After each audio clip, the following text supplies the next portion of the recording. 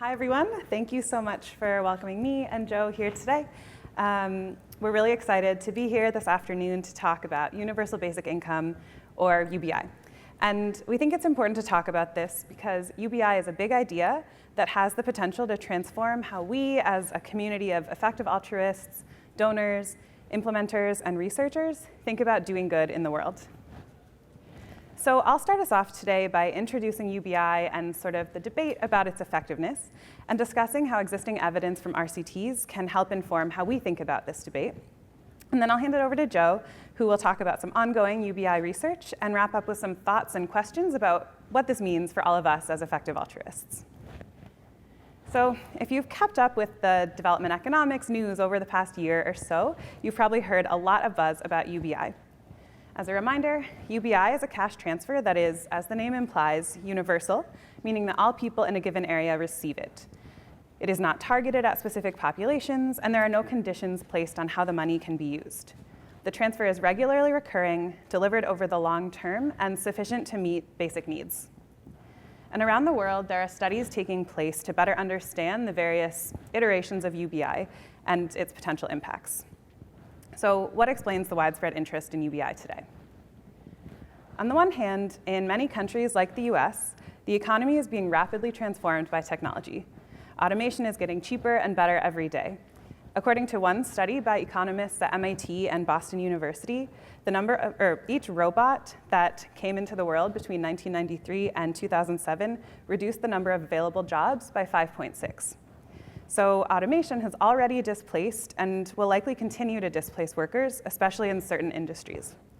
And this makes UBI a potentially attractive policy option for those who are concerned about the well-being of workers left behind by automation and technology advances. On the other hand, while the world has made large strides in reducing poverty, more than 700 million people still live on less than $1.90 per day. And especially in low and middle income countries where the extreme poor live, UBI is seen as a potential policy option to help bring adults and children up to the poverty line and ensure that their basic needs are met. And in high and low countries alike, there are often concerns about the effectiveness of existing social safety net programs. People wonder if current programs are as effective as they could be. They might stigmatize recipients. They might be ineffectively delivered. And with the proliferation of the gig economy and alternative work arrangements, employer-based approaches to social welfare, like many of those that we have in place today, may not be suitable going forward. Like any potentially disruptive new approach, of course, there are supporters and detractors of UBI.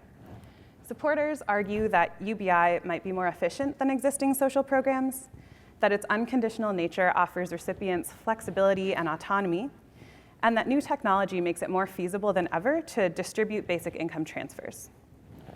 On the other hand, detractors raise concerns about UBI simply being too costly to be a reasonable solution. And they also raise concerns about how unconditional cash might be used by recipients. And of course, despite new technology, the infrastructure to receive payments may not exist in all contexts, especially those where the most poor live. So there are valid points on both sides of this debate. How can we, as effective altruists, decide where to put our weight as a community, and what more do we need to know? So let's look at some existing evidence. First, on the concern that receiving cash with no conditions attached might lead to a reduction in work. And on average, there is evidence that that is not the case. What about concerns that cash given with few or no strings attached will be squandered? In Kenya, researchers tested a program implemented by GiveDirectly, which transferred money in a lump sum to poor households, and they found that it led to increases in both economic and non-economic well-being, and did not lead to increases in spending on temptation goods like alcohol or tobacco. What's important to note is that these outcomes were measured less than a year after the transfer was given. And if we're trying to understand cash transfers as a way to reduce poverty, and if we're trying to think about them as a way to inform our opinions about UBI, we should probably consider the longer-term effects. So we have some research on that as well. Researchers in Uganda and Sri Lanka have found that unsupervised cash grants distributed in sort of a business setting had positive impacts on business investment, profits, and household income after 4 or 5 years. But I just mentioned that those were given in a business setting. In Uganda, the grants were given to groups of young people who had submitted business plans. And in Sri Lanka, grants were given to micro-enterprise owners. And if we want to understand the implications of cash transfer evidence for UBI, we might want to think about cash without this framing or context attached to it. So to shed some light on that question, we can turn back to the study that researchers did of GiveDirectly's program in Kenya.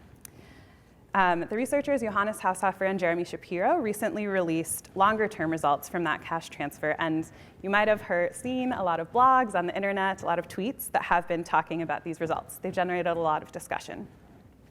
And overall, the results were largely ambiguous, mostly due to some methodology challenges of the kind that plague many research studies. This includes differential attrition rates between the households who did receive transfers and who didn't, and some others that I'm happy to talk about in office hours tomorrow if you're interested. Even though the results were pretty ambiguous, there's still an important input into the broader evidence landscape around cash transfers and UBI. And luckily, GiveDirectly is doing many other RCTs and many other studies whose results will continue to inform this discussion. So when GiveDirectly and the researchers started the study, they designed the evaluation to answer some really important policy questions. They assigned households to 3 different groups, and that allowed them to figure out what happens to people who receive cash, people whose neighbors receive cash, and people whose communities are not exposed to cash at all. And after looking at the 3-year survey results, the researchers found that most of those positive impacts that I mentioned after 9 months had disappeared. Households who had received the cash transfers did have more assets, but the impacts on consumption, investment, and happiness were no longer apparent. And there's also some suggestive evidence that households whose neighbors received cash, but who didn't receive cash themselves, experienced negative spillover effects. But again, this evidence is subject to some methodological questions, and we'll want to have more research on this question in the future. And Joe is going to tell you about some of the efforts that are currently ongoing to get more evidence on these questions in a little bit. But before he does, I want to return to one of the motivations behind UBI, which is reducing poverty. We're not yet sure if basic income will lead to a sustainable increase in economic or non-economic well-being of the households living in extreme poverty. But while we wait for results, there is already evidence on one approach, which is targeted to households living on less than $1.90 a day, that can sustainably improve livelihoods. It's called the graduation approach, and it was initially designed and tested by BRAC, which is an NGO in Bangladesh. At its heart, the graduation approach gives a transfer of a productive asset, which is meant to be the core of a small business. And it also includes other complementary services, including coaching and consumption support, usually in the form of cash transfers. This is an actively managed program in which households receive 2 years of support. JPAL-affiliated researchers have evaluated the program in Bangladesh and in 6 other countries around the world, and found that overall the program had positive impacts on most measures of economic and non-economic well-being, both when the program ended and a year later after all the program support had ended. And in 2 sites where it's been tested 4 years later, so 7 years after the asset was transferred originally, there's evidence that consumption, income, assets, and psychosocial well-being all continue to improve, which suggests that the changes caused by this approach have lasting power. Obviously, a program that involves all of these components is more expensive and more hands-on than delivering cash alone. So researchers and implementers alike are really interested in figuring out whether it can be delivered in a less intensive version or with fewer components. And in Ghana, researchers tested just the asset transfer alone. And in Uganda, researchers tested a cash transfer that was roughly equal to the cost of delivering a sort of streamlined version of this program. And in both cases, they found that this sort of capital infusion alone did not have the same positive effects on consumption, investment, or asset ownership. So there seems to be something about the full package of the program that impacts households differently than capital alone can. So what does this mean, going back to the question of basic income? One interpretation is that households who are living in extreme poverty in lower and middle income countries face a number of pervasive market failures, like limited access to capital, limited information, and low trust in market institutions. The full package of graduation seems to be able to mitigate some of these market failures in a way that cash alone may not be able to. So in these contexts, we still need more evidence on whether cash transfers that are sufficiently large or delivered in sufficiently long duration can overcome some of these barriers that existing evidence that I just mentioned have not been able to. And it also raises interesting questions about cash transfers in high-income countries like the US. Here, the market failures that I just mentioned are likely to be less pervasive and less complex than they are in the countries where we're trying to reduce extreme poverty. But of course, we still need more research across contexts to understand what impacts something like a UBI will have on the households who receive it. With that, I will hand it over to Joe to talk about some of that work.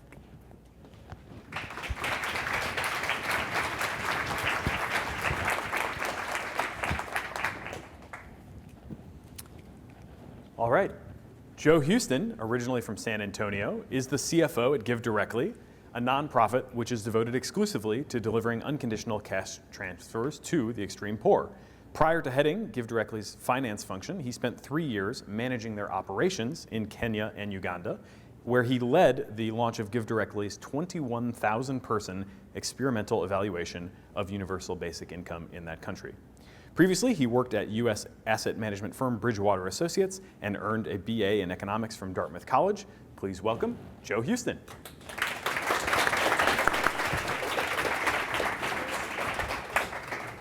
I'll start with saying that I'm really glad to be here. I originally found GiveDirectly through the effective altruism community, and so conversations like these are very near and dear to my heart. I also know that there's a bunch of different sort of topics to dig into, UBI in the developed world, the 3-year results from Kenya, and so I'll try to keep it brief so we have time for a conversation, but we'll see how well I keep the promise. And so a kind of core piece to start out with when we're thinking about how would a universal basic income be different from some of the other things we already know about cash transfers, gets into what's unique about a universal basic income, that particular structure of cash transfer.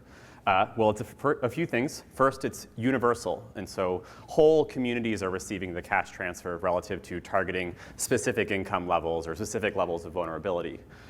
What that also means is you have a lot of variation in the types of recipients. It's not just business owners or people in extreme poverty, but you have some variation in terms of just whatever the communities look like.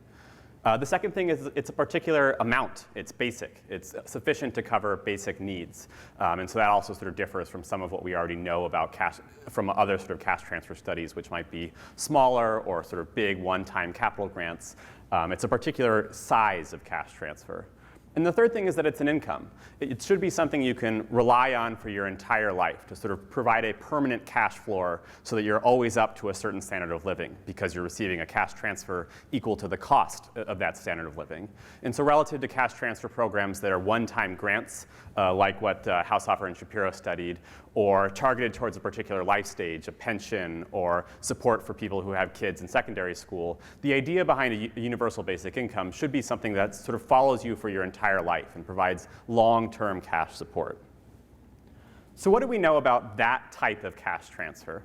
Well, you know in general from what Sam told you is that there's a lot of studies of cash transfers broadly, literally over 100 studies on cash transfers all over the world. There are a handful of studies that get grouped in specifically about universal basic income. In the 60s and 70s, there was a wave of experiments in the US and Canada that tested a variant of a universal basic income called a negative income tax.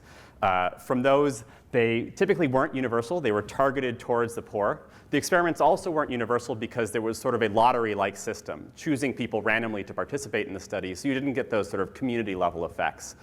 They were large, and so they were basic, usually, that they provided a meaningful level of support.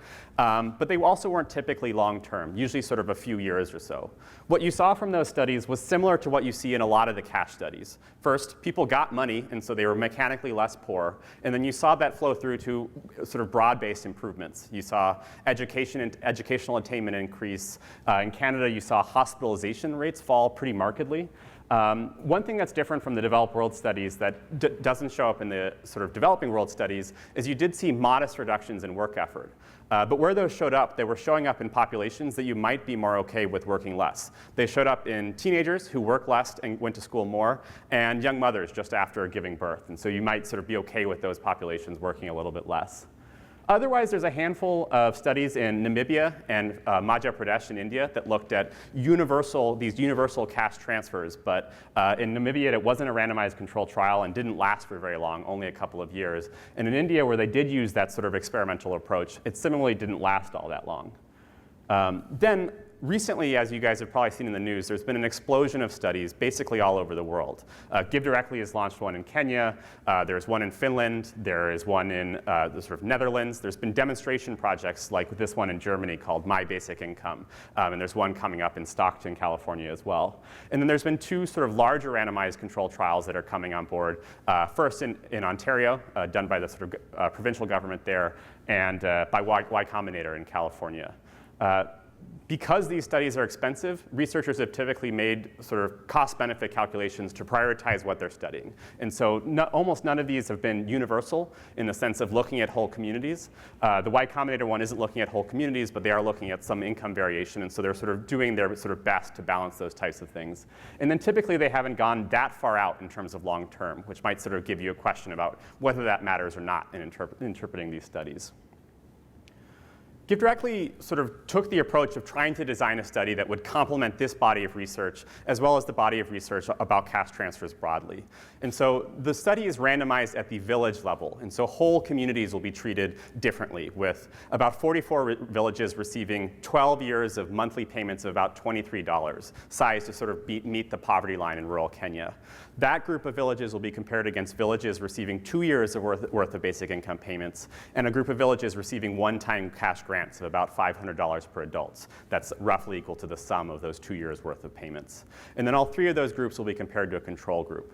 The research is being led by development economists like Abhijit Banerjee, who founded JPAL, and Todd Mitsuri, who's also a director at JPAL, as well as Alan Kruger, who is the former chair of the Council of Economic Advisors under President Obama, to sort of bridge the kind of policy worlds across the developing and developed world.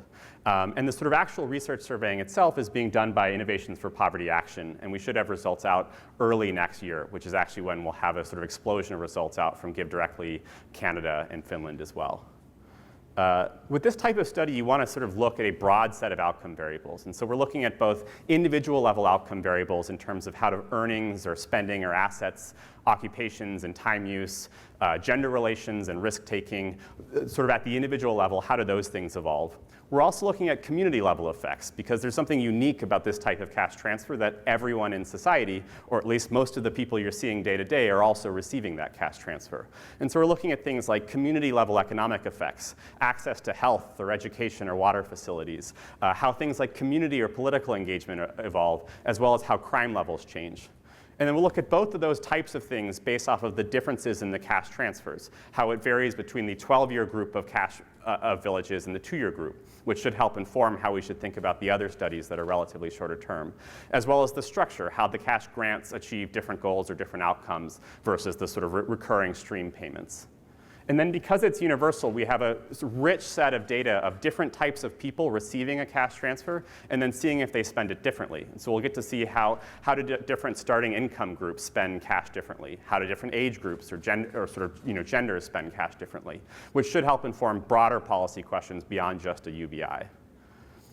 And so how should the effective altruist community think about this? And I'll apologize, the slides got merged and the formatting got a bit weird. I think there's a few different types of questions the community should answer. The first one is, what do we think the bet is in terms of the direct impact of these cash transfers? And for this, we have a rich data of other types of cash transfers from literally all over the world, where if you get cash to people who don't have it, they are immediately a little bit less poor because they have cash, and then you start to see that flow through into broader well-being things like increased consumption or increased assets and earnings. You also see it show up in more indirect things like stress or psychological well-being. In Malawi, you saw women whose families received small recurring payments get pregnant later, marry later, and have lower rates of HIV because they had a little bit more security in society. And so part of the bet on effective altruism is a bet on how it'll differ from other types of cash transfers, which we can maybe dig into in the Q&A. The second bet for the community is about what the sort of broader policy impact of this type of study will be. And this applies to any of the, I think it's now 12 studies GiveDirectly is doing.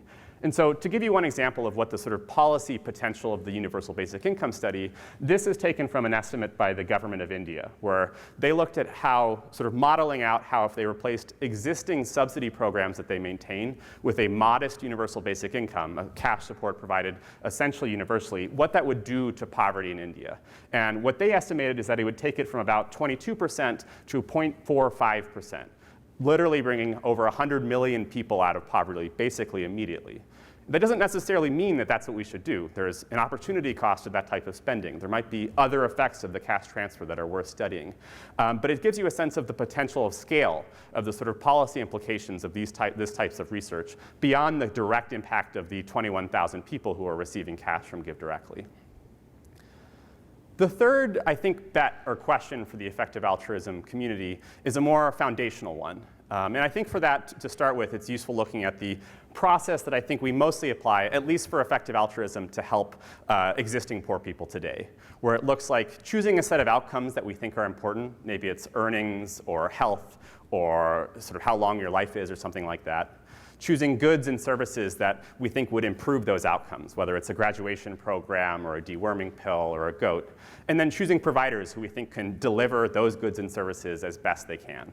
And I think a lot of what the community is focused on is doing this process better than how aid and development had traditionally done it before. What I think is helpful about cash transfers is they pose a more foundational question of who should make these choices.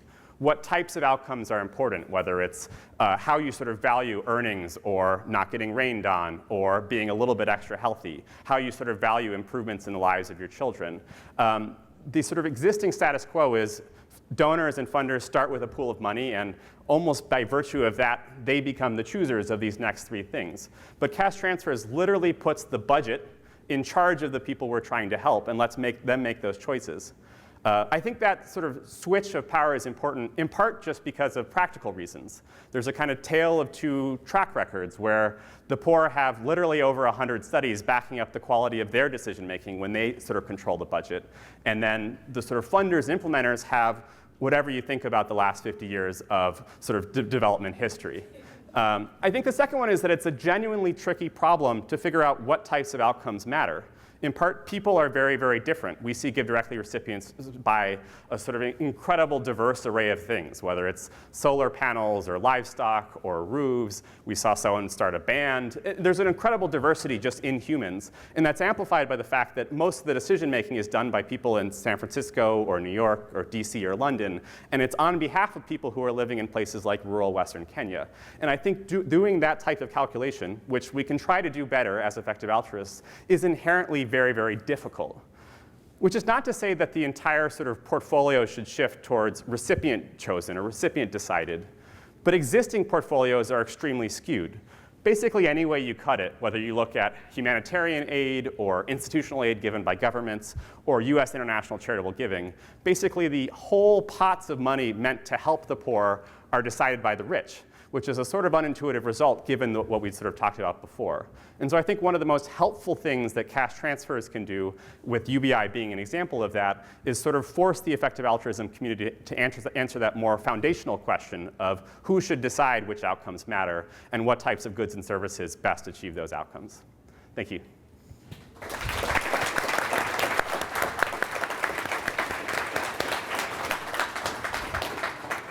All right. Great job, guys. A few minutes for questions, and of course, the app, the website, go ahead and submit. Maybe just to start off with a couple of things that I could use a little help in kind of just filling in my understanding. Negative spillovers, when some people in the village get money and others don't, like, what does that look like? I don't have an intuition for, how does somebody's life get worse in that situation? Yeah, so the researchers have done a little bit of work to try to understand what this means. There's one paper that they've released which finds that there might be some negative implications on people's well-being. So people might feel more stressed or depressed if their neighbor is receiving cash and they aren't. In the 2018 paper, which is the 3-year results that I mentioned, the researchers posit that households who didn't receive cash were selling off assets, and so they owned fewer assets, and then the households who did receive cash, as I mentioned, had more assets at the end. So Feel free to add, Joe, but that's... Yeah, I think the sort of the 3-year study is one that's genuinely hard to interpret. That because of the sort of methodological things which we can dig into, it's a sort of tricky study to synthesize and know what to do about, which is part of why in 2014 we launched a study specifically geared towards answering this question in a high quality way, the question of how do non-recipients of cash get impacted by being near recipients of cash. And so that we randomized the concentration of cash transfer delivered in different regions. So you can sort of really highlight how people are affected. And that'll have results out something like August or September this year. I think the other question for the effective altruism community is how those results in part inform research design about how you should sort of approach individually randomized studies where people are very close. For GiveDirectly's programming, we've moved very, very far away from choosing out individuals from communities. In general, we've moved much more towards enrolling almost everyone. That's literally the case for the UBI study, but even for our sort of day-to-day programming, we're moving much more towards saturating villages. And so it's a little bit harder to know, without seeing that other study, which will look across villages as well, how to sort of draw the right conclusions from that sort of 3-year study for what we do today.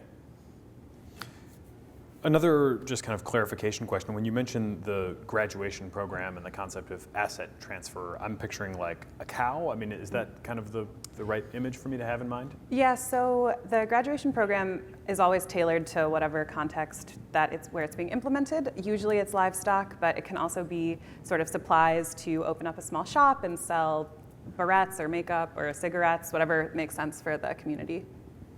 Cool. Questions coming in.